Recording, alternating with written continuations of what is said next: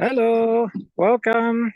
We're here at Jangu International in Uganda, in Mpiji, and I'm here also with Kisitu, and he'll get started to introduce himself and the SINA community, Jangu International. Yes, hello everyone. My name is Kisitu Aloysious Msansa. I am a trainer here, facilitator, but also I do advocate for trust, love, and harmony within the organization around. I'm here today to share with you my story, share with you the story of the whole cause that we are here tending to. And yeah, I'm happy that I'm standing here, and also I'm a testament of what has just been happening and the change that has happened. I just wanted to pause and ask a question to you. Imagine you were born and just there, your mother follows you and lives there at the street. Or imagine going a full day without eating anything. Just imagine you being born, okay, have something to eat, but you cannot attend school. Way back in 1980s, the Catholic missionaries came to Uganda, and they came purposely for their Catholic missionary work. But along the way, they were seeing children being dumped all over the streets of Uganda, in Kampala particularly. You can also imagine every day someone gives birth to a child and then they just decide to throw them at the streets. What would you do? Suppose this is your brother, this is your sister. What would you do? This is the situation that happened, that they could no longer do their Catholic missionary work. They decided to pick all these children and they took them in a specific center that's now called the Zambia Babies Home. It's really hurting to hear such stories, but it is very true because this is where I actually have come from. When they got all these children, it became almost a habit that every day people were throwing children because there's someone who is actually picking the streets. So it became a habit in Uganda on the streets of Kampala. When the children grew, the home could not actually support them because the numbers were big and they could not accommodate them in Zambia. They decided to buy a big piece of land along Kampala-Masaka Highway. We call it Kankobe Orphanage Home. So they decided that whoever now reaches the age that goes to school, then gets shifted to Kankobe Orphanage Home. Life was okay, hope was restored, and children started living in a home. But it isn't something that actually lasted for all that long. This happened that every day, every year, they would pick children from the streets, take them to Zambia Babies Home under the care of Child Welfare and Adoption Society, together with the Catholic Archdiocese of Kampala and the support of Good Samaritan sisters from Narukolongo congregation. When the home expanded, we became around 500 children. We eat, we drink, we go to school, and life was good in the orphanage home in Kankobe. When World Food Program joined, also Caritas Uganda came on board. That World Food Program was offering support to the youth and the children, but also Caritas Uganda was taking care of the school fees. Things started changing when the LRA Army group started laboring against the Ugandan government. There came a lot of conflicts, but also that is the same period that a lot of refugees came from Congo to Uganda and also from South Sudan to Uganda. World Food Program decided that instead of now supporting the host and also the inmate countries members, they now shifted the focus to the refugees, especially in the Bidibidi refugee camp, Nachivare, and other refugee centers in Uganda. And so the home was left. They decided that they can no longer support the children with food. And Caritas Uganda also realized that they could no longer support people to go for educational spaces when they actually cannot eat. So Caritas Uganda said, instead of getting you money to go to school, let's now reduce the numbers, that at least someone gets a chance to go to primary, but then after they find a way. But which way? Because these people actually were from streets, they didn't have homes. And there were these people actually that were looking up to these people to support them at the end. So nothing was to be done but World Food Program. It happened. And then we started living in a situation, imagine spending a full day without a meal, or when you get a meal, it doesn't have sauce. Fortunately, in 2006, when the program actually had been stopped to support the children who are beyond primary, because that's what the decision that came along. Caritas Uganda said, let them finish primary and then they go. But where? These are people that have come from the streets, people actually that were gotten from families that were facing domestic violence. Fortunately, in 2000, while I was in Kankobe together with my fellow orphans, Etienne came. I would say he came as a savior because he came to volunteer because of the German setup that by that time he had two options, either to volunteer in a developing country or to serve in the army. So Etienne decided to come to volunteer, and we thank God that actually he chose Kankobe. We played together, we built houses, and yeah, we loved the company together with Etienne and some other few volunteers. But I think also he fell in love with the country and with the children. They were playing. As I've told you, built houses in the tree, and we really prayed and enjoyed. At the same time, the people actually he was praying with, he heard when actually was about to go that they are not going to be there. And they were asking where would they go after school. One girl who was there came to him asking, she has been performing well and she doesn't have anywhere to go because she has been told to go back after P7. And these people had dreams, like big dreams. He went back to Germany in the same year, 2006. He got his family members and friends. He told them about the story. And fortunately, started with a few. I think the first group had 12 students, those that started in 2007, senior one. Then spread them to different secondary schools because that time there was no organization. He was just working alone, and he would just send the money to different schools. In 2009, a group was growing because whoever would finish primary would join the sponsorship program Jen started. And when he grew to that, he decided to open up Jangu in German, where now he could take care of them. It grew up to 6 years, and 6 years came. It also another story that happened that those that were in the sponsorship program, the sponsors, they were taking care of them. They had only committed 6 years. And then we had to sit again to devise how do we go forward.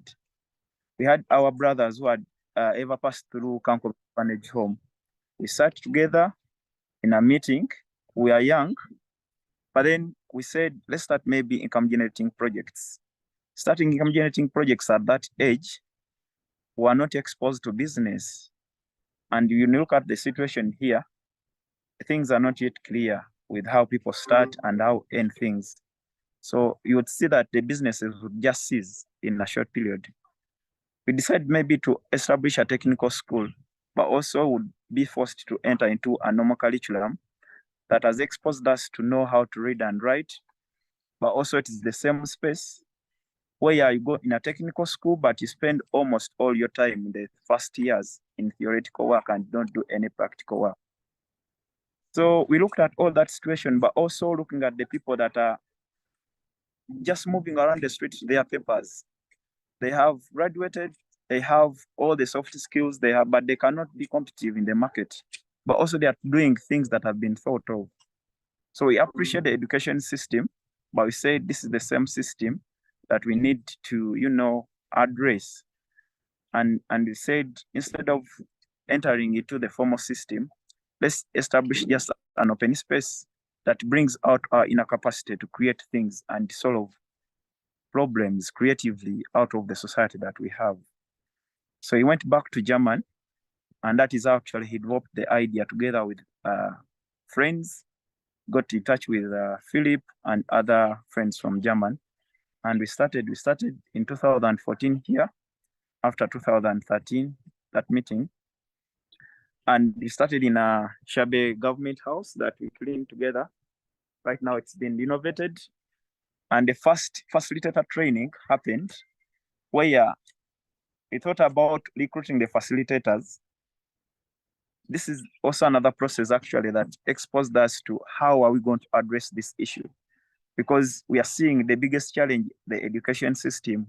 So the way we recruited the facilitators was not just based on educational background, but was based on talent and character. We had mothers on the team, we have the comedians, farmers, so people who would just be in the space, those that have experienced life, because we're dealing with people that have not experienced parental love.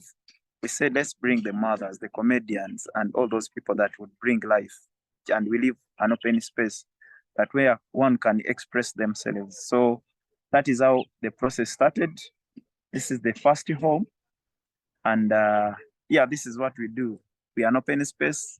We are a community of youth who believe in each other, who believe that the challenges that we have can still be solved by within ourselves, for as long as we have the space, we have the tools, and then we can connect the societal problems.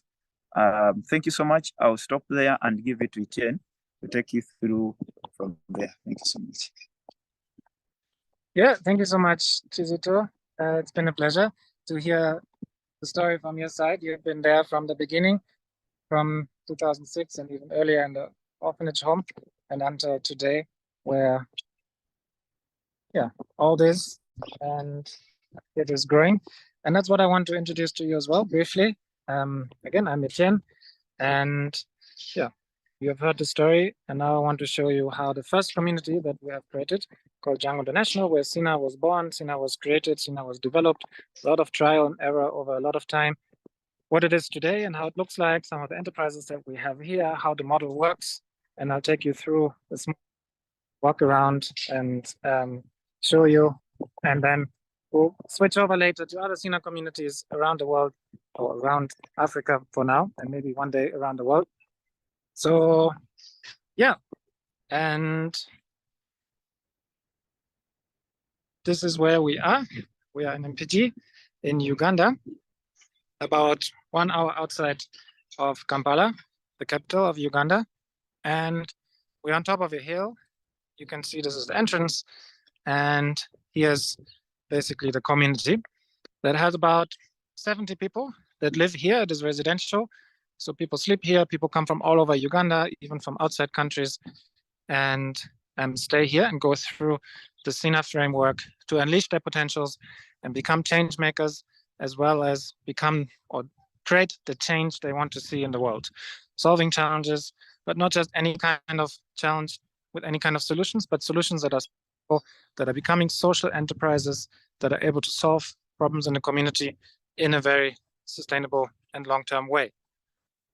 And to give you an example of that, here we have the office of, for example, Totia Platform in a building out of plastic bottles. So we can see the plastic bottles. That's what we started with in 2014. We started building the space, the learning spaces, the rooms, the houses out of plastic bottles.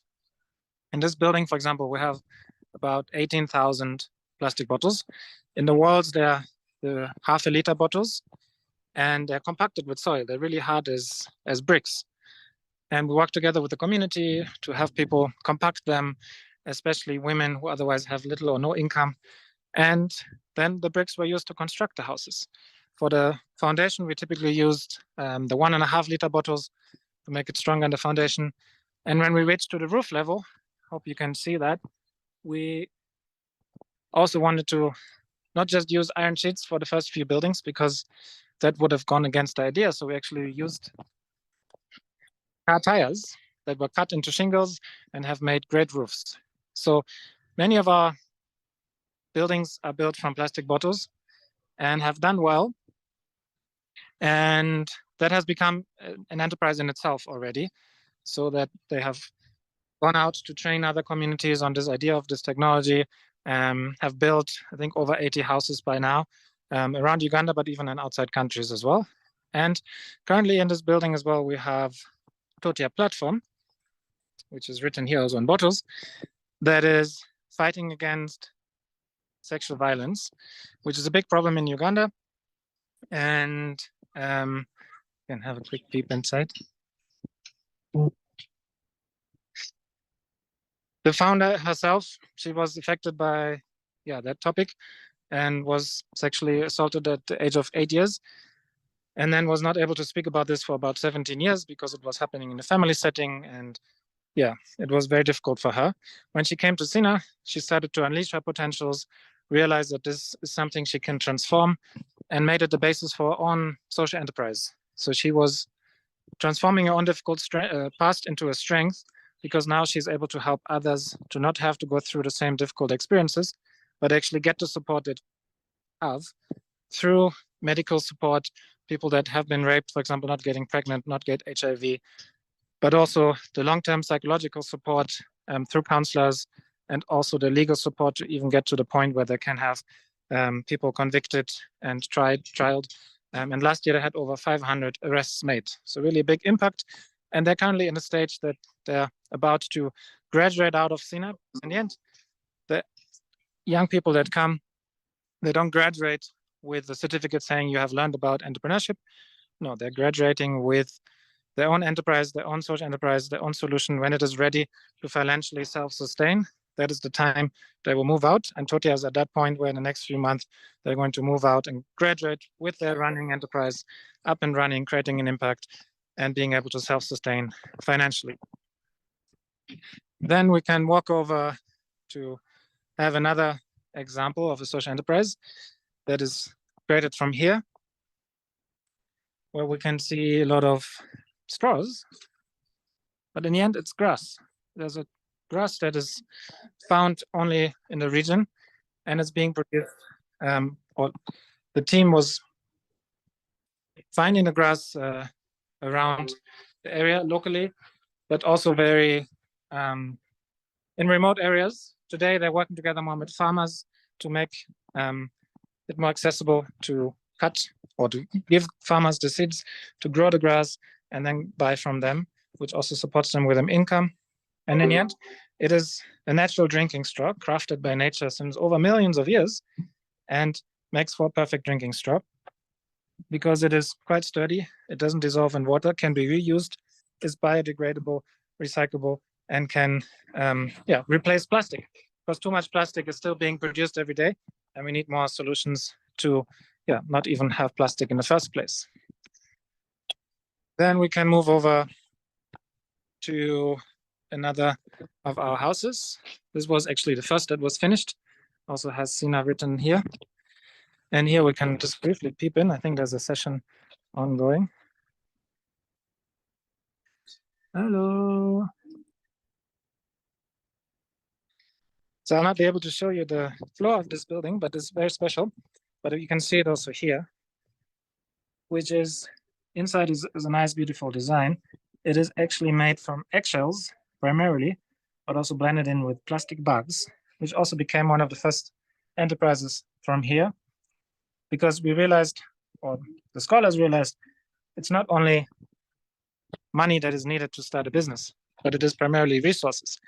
And many resources, for example, like plastic or eggshells, can be found all around us. And if we look creatively, we can actually use them to create an enterprise out of that, because we need resources to get started. And some resources like waste can actually be found and used without any money. So with those resources, the enterprise that is now having its own factory near a dumping site in Kampala is producing floorings, terrazzo style floorings, and also tiles from primarily eggshells. At its best, using available resources. Eggshells is a wonderful material. It's crushed, cleaned, and then makes up for a nice flooring material. Then we can move forward. Here we have Currently, it's being renovated, a building that is used by Hostad, a collaboration project we have with YCI from Canada and sponsored by the Canadian government, where we're also working here in Jangu International towards empowering women to create their own solutions, their own social enterprises, and using a similar approach towards empowering them to be the change they want to see. Now we can move into our main hut. This is a round hut out of bottles with a nice grass roof, whereby you can see the bottles as well from the inside. And here every morning, there's a morning meeting about 8:30. The community comes together to have breakfast, but also to discuss what is needed for the day, what are tasks that need to be done. And then after the morning meeting, everything happens where the community goes the different stages that we have, which we can see here. We have developed over time with a lot of trial and error, 5 different stages that make up the SINA framework, all with this theme of free responsibility, whereby freedom and responsibility are combined. And the more responsibility someone takes, the more freedom he or she gains. And how that works is that everything starts with the confusion stage. It has a deliberate name, confusion stage, because it is actually confusing, but in a good way. But we also called it after some time applied social innovation stage, where there's a lot of personal development. People come from difficult, marginalized, disadvantaged backgrounds and have limiting beliefs, have potentially given up on life. And the applied social innovation stage helps them to discover themselves, to overcome those limiting beliefs. Someone who might be having the thought in his mind, my life is already done, I'm poor, I'm a refugee, I will not achieve anything. That mindset will also lead to little being able to be developed in the future. So helping the person in the end overcome that, but also finding his or her purpose and finding out, why am I here on this planet? The story of the founder of Totia Platform, the working against sexual violence, for example. She used her own difficult story to find meaning in it. It was a very difficult experience, but today it has given her meaning because she can help others that have the similar experience to get the support they need. So in the end, her own suffering at least has a meaning, and that can be very powerful and can actually be a drive for social entrepreneurship that is stronger than anyone else. Many of our scholars can outcompete in terms of skills and experiences to connect with the target group, people with university degrees, with even PhDs, because they have lived the challenges, they have lived the experiences, and they know how they can find solutions. So in the first stage, people, almost like caterpillars, transform into butterflies. Caterpillars who don't know even that they have the potential within them to one day fly and transform.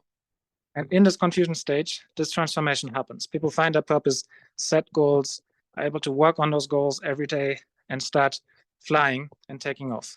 But at the same time, at this point, we're coming to the emerging stage. The scholars, how we call our beneficiaries, scholars, are not yet having the skills and experiences needed to actually create the change they want to see. They know what the change could be, but they don't have the skills and the business experiences or the educational background to make that happen. So in emerging stage, we're allowing them to take up roles and responsibility in this free responsible approach, to take up roles and grow, take up small roles, take up ever bigger roles, and gain the skills and experiences needed hands-on to actually be able to create the change they want to see. And in this stage, as well, there's a lot of design thinking, understanding challenges, coming up with solutions, and then trying those solutions, finding teams, and then moving into the concentration stage, which we had just last week here, where those ideas are then being tested. Can they become a social enterprise? Can they find market? Can they find customers? How do I have to adjust, iterate, pivot, change, and often fail, which is totally fine. Then people can go back to emerging stage, take up more responsibilities, try again, go back to emerging stage, concentration stage, until someday one thing works out. And it has to, at this point, make traction, gain traction, make some revenue, find customers or find other people that support it, customers, donors, investors, to get to the next level.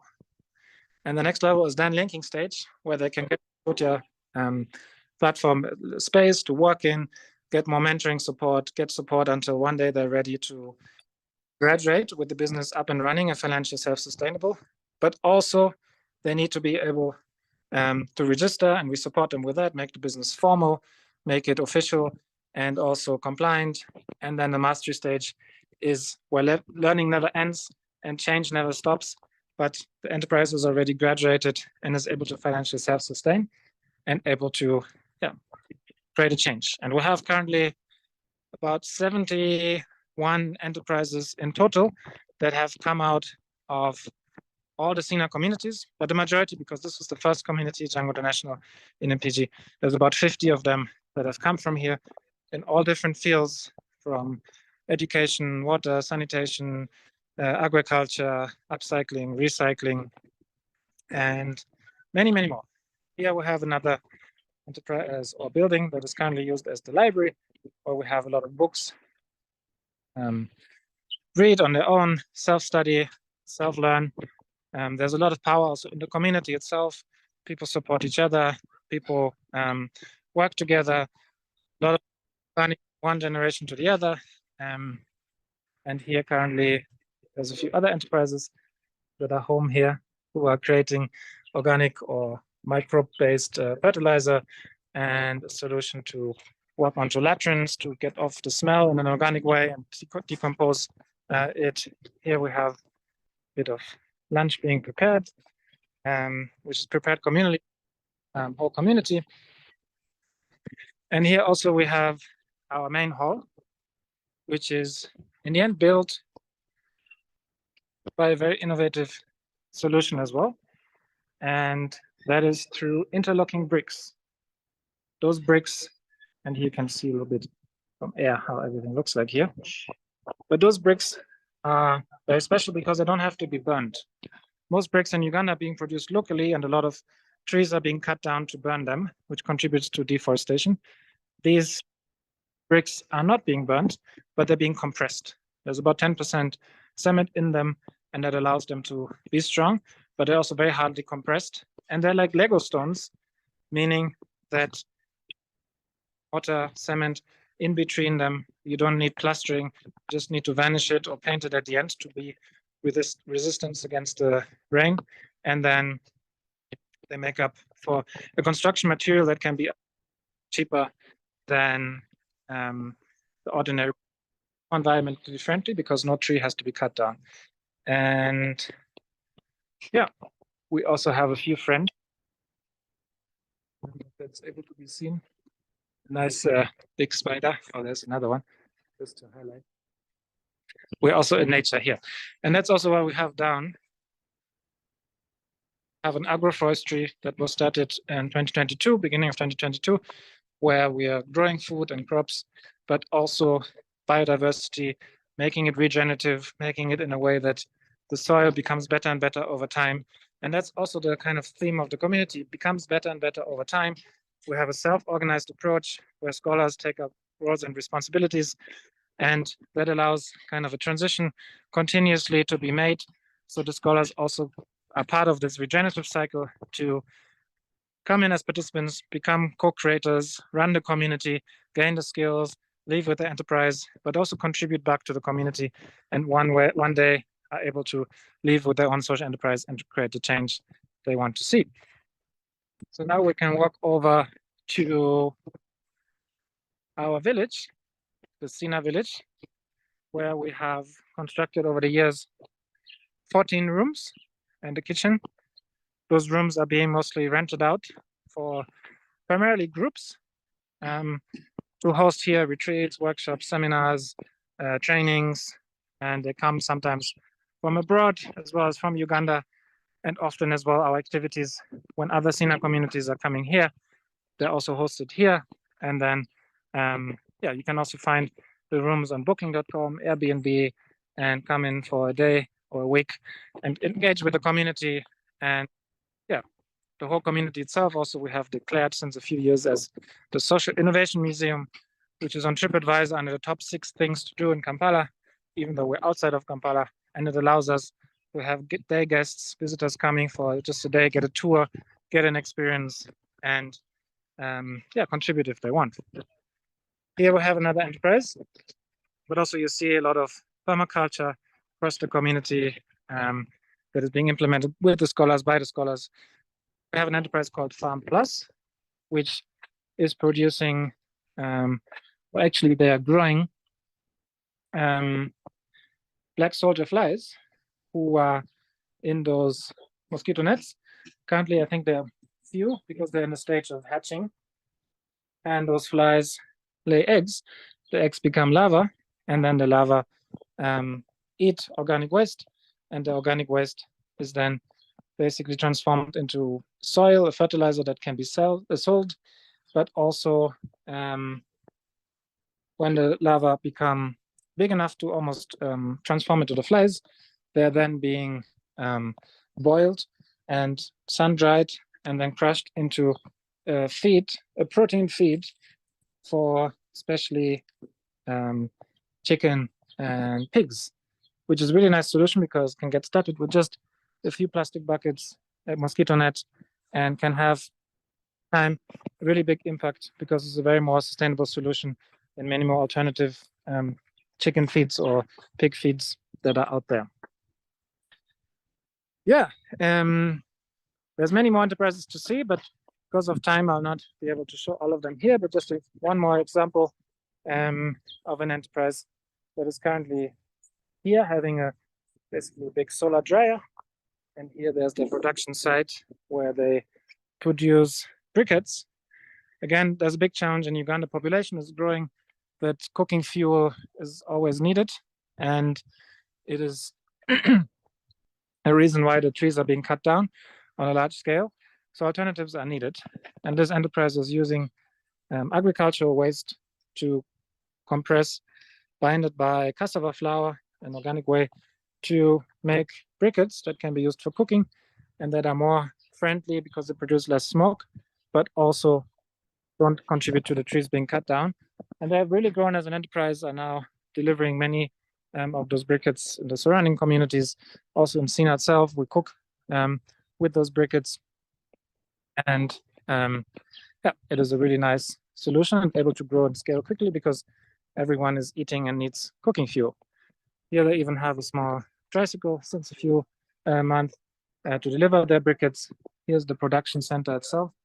You can see where currently I think it is lunch break. Briquette is being produced. And yeah, now I'll walk over to one of our newest additions in terms of a building that we have, which is constructed again out of a very sustainable material. But before that, I want to show you some more guests we have, permanent guests, which you can see. But on top, we have some bats who are always sleeping here during the day. Yeah, so here I'm approaching the bamboo house. I think there's also a session ongoing. And in the bamboo house is an open space. So it's nice for sessions. You have a natural airflow, but also it is made in a way that it is a regenerative construction material because bamboo is fast growing, is very strong, very resistant. But in Uganda, it is rare to find it being used so far as a construction material. So what we have done, we had one scholar who actually we were able to send to Indonesia for about 3-4 months to learn more because Indonesia is very good in the bamboo construction, and also work together with a partner organization to have this building constructed. I think it is very beautiful. Hello. Good. So I think these are the women from the Hallstatt in the bamboo hut. And yeah, the idea is to have more and more as well of bamboo being seen and used as a regenerative construction material. We have a lot of bamboo planted all over the community, have worked together to host the first bamboo summit this year, where we brought together all the stakeholders from across to have interactions and see how it can become a more regenerative construction material over Uganda, and also how more and more farmers can actually use bamboo. Or here there was a nice installation, Jangu International, out of plastic bottles and other waste materials. And now, finishing the tour, I'm going to stop at this pole that we have here, which is indicating all the other SINA communities that are currently existing, minus one, which started yesterday. which we're very excited about. With the lighting, I'm not sure if it's able to see well, but this indicates the direction, the location, and also how far from here all the other SINA communities are, which we have in many different countries. You'll see it throughout today, and everyone will share with us a similar tour, engage with their scholars, engage with their enterprises, and we're very excited to have you with us. And yeah, it's been a pleasure to give you this small tour. There's a lot more to see, more to do. Come and visit us anytime in Mpigi, in Uganda, but also in any of the other SINA communities. And this is where it started. This is where the SINA model was born from, but this is not where it has stopped. It has gone on to now 11 other communities, and it's growing. We have more communities coming up this year, 3 more in Uganda. Next year, we have already in the pipeline 3 others who are interested in coming here, going through the model, exploring it. We don't want to be the ones that go anywhere and tell people this is what you should do, but rather find people who are interested in exploring it, come out here, go through the model, and then get equipped with everything needed to replicate it, create their own local organization, locally registered, locally owned, like all the other 11 communities we have. But together we form like a community of communities that is assessing best practices, supporting each other, collectively creating the change we want to see, and also improving the model, the framework of SINA over time, collectively to the best possible version it can be. So with this, stopping here at our SINA logo, turning challenges into opportunities. Thank you for coming by in Mpigi in Uganda.